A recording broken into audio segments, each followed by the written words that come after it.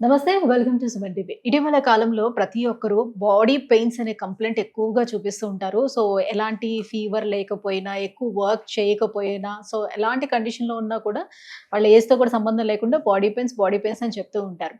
అయితే చాలా మందిలో ఎక్కువగా గమనించినటువంటి విషయం ఏంటంటే, వైటమిన్ డెఫిషియన్సీ ఎక్కువగా ఉండడం వల్ల కూడా ఈ రకమైనటువంటి పెయిన్స్ చూస్తూ ఉంటాం. అయితే ఎలాంటి వైటమిన్ డెఫిషియన్సీ వల్ల శరీరంలో ఈ ఇన్‌ఫ్లమేషన్ అనేది ఎక్కువగా పెరుగుతూ ఉంటుంది. సో, దీనికి కారణం ఏమిటి? అండ్ హోమియోపతిలోనే దీనికి ఎలాంటి మెడిసిన్ మనకు అందుబాటులో ఉంది? ఈ విషయాలన్నీ అడిగి తెలుసుకుందాం. మనతో పాటు ఉన్నారు డాక్టర్ చేతన్ రాజ్ గారు. Hello sir. Hello madam. Sir, ఎక్కువగా బాడీ పెయిన్స్, ఫీవర్ ఉండదు. మామూలుగా జనరల్‌గా అయితే మనకి ఫీవర్ ఉంటే బాడీ పెయిన్స్ అనేది తెలుస్తుంది. కానీ ఎలాంటి ఇది లేకుండా మనకి బాడీ పెయిన్స్ వస్తుంటాయి కొంతమందికి. కొంతమందికి శరీరంలో ఒక్కొక్క భాగంలోని పెయిన్స్.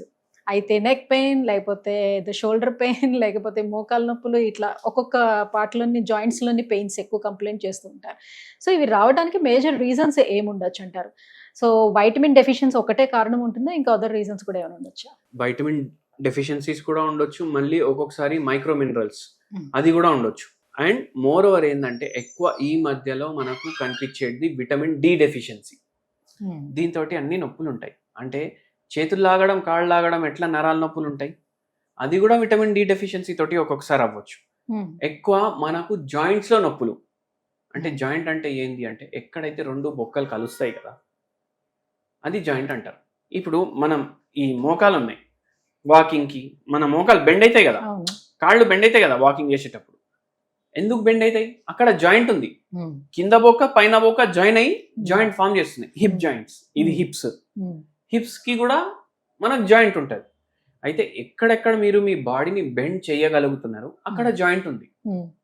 అయితే ఈ జాయింట్స్ లో నొప్పులు ఎక్కువ రావడం, అది మోకాలు ఉండొచ్చు, మెడ ఉండొచ్చు. మెడలో ఎక్కడ ఉంది జాయింట్ అని మనకు అనిపిస్తుంది కదా, కానీ బొక్కలు ఇట్లా రింగుల్లాగా లైన్ లో జమ చేసి ఉంటాయి. ఇట్లా ఇట్లా మనం షేక్ చేయడానికి ఎన్నో బొక్కలు దానికి రెస్పాన్సిబుల్. మనం లెఫ్ట్ కి తిరగాలి, రైట్ కి తిరగాలి, కెమెరాని చూడాలి, మాట్లాడాలి. ఇక్కడ కూడా జాయింట్ ఉంది. మళ్ళీ మ్యాండబుల్, ఇక్కడ కూడా జాయింట్ ఉంది. అయితే అట్లా ఏంది ఈ అన్నిట్లా నొప్పులు, అది విటమిన్ డి డెఫిషియన్సీ వల్ల మనకు కనిపిస్తుంది ఎక్కువ. అండ్ ఇది ఎంతమందికి ఉంది అంటే అందరికీ ఉంది అనుకోండి.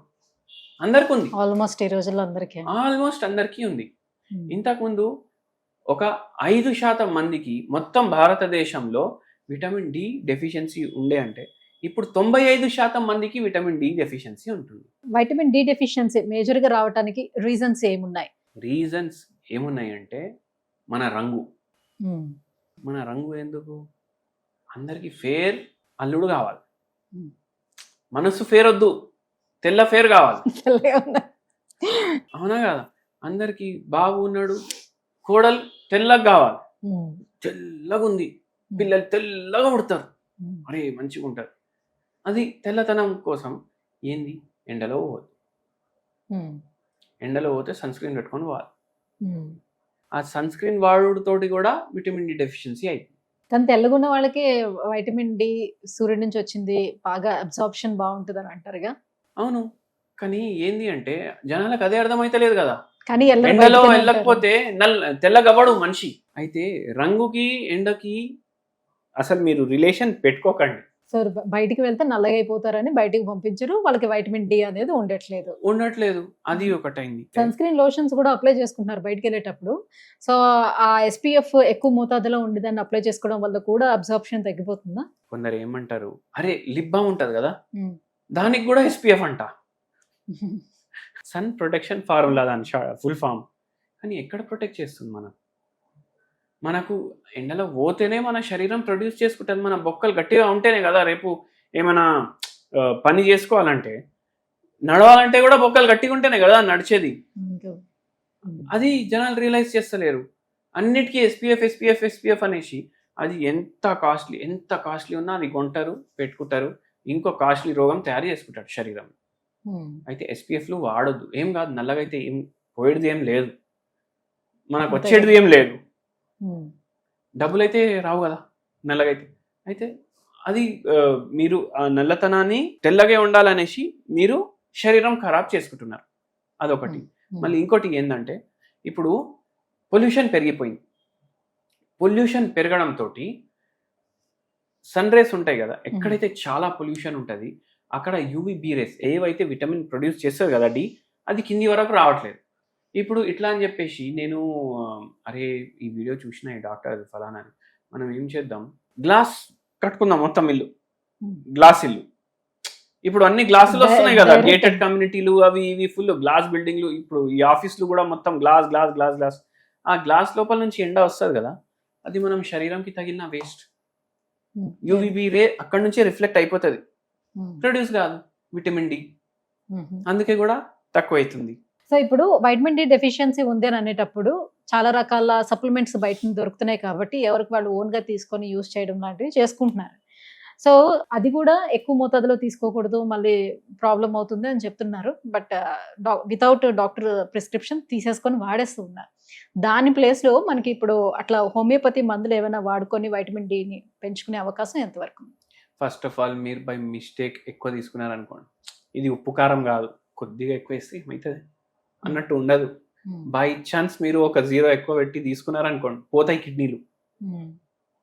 అండ్ విటమిన్ డి ఇది పల్లీల పటానాలు కాదు ఇట్లా తీసుకోవడానికి, అది ఒక స్టెరాయిడ్.